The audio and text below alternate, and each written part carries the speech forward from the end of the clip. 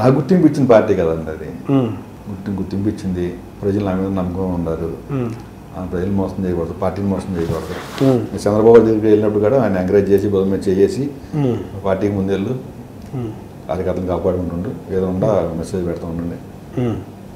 కానీ మీకంటూ ఇన్ఛార్జ్ ఎవరు ఉన్నారు అసలు తెలుగుదేశానికి?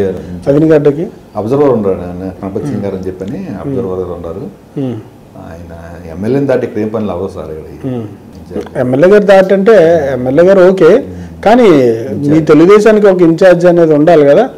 ఇప్పుడు దాంట్లో కూడా గ్రూపులు ఏర్పడి అందరూ ఇబ్బంది పడతా ఉన్నారు. మీకంటూ చెప్పుకోవడానికి చేయడానికి ఎవరు కూడా లేరు కదా. కోసం పోటీ పడుతున్నారు కానీ మరి చివరికి అధిష్టానం మరి ఎవరు నిర్ణయించిందో ఏంటి, అధిష్టాన నిర్ణయం ప్రకారం మేము నడుచుకుంటాం.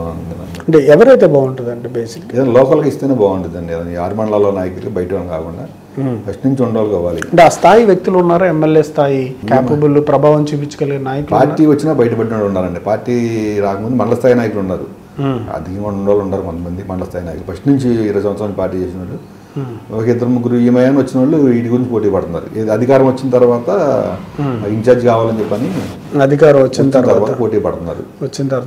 మీ మండలంలో కూడా మీకు ఇంకో 2-3 పోటీ ఉంటుందంట కదా. మొత్తం 3 పేర్లు వచ్చాయి బయటికి, మీరు ఇంకో 2. వీళ్ళిద్దరే మొత్తం 3 మొత్తం వెళ్తారంట కదా, నిజమేనా? అదేం లేదు సార్. అంటే రాజుల్లాగా గ్రామాలు అని పంచుకున్నారా? ఏముండదు సార్. అంటే 7 గ్రామాలు కొద్దిగా మన దగ్గరలో ఉంటాయి కాబట్టి మంచి ఉండ చెడు ఉండ మండల ఆఫీస్ ఉండ పోలీస్ స్టేషన్ ఉండ నా దగ్గరికి వస్తూ ఉంటాను, నేను వెళ్తూ ఉంటాను.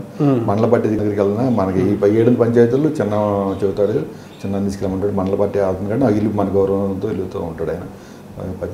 ఆయన సంప్రదించి చేస్తాం, ఆయన సంప్రదిస్తాడు ఈ గ్రామాల వల్ల మనం కూడా ఎంఆర్ ఆఫీస్కైనా పోలీస్ స్టేషన్కైనా మీకు ఆయనకి పడుతుందా సపోర్ట్, ఆయన ఫుల్ సపోర్ట్ మనకి.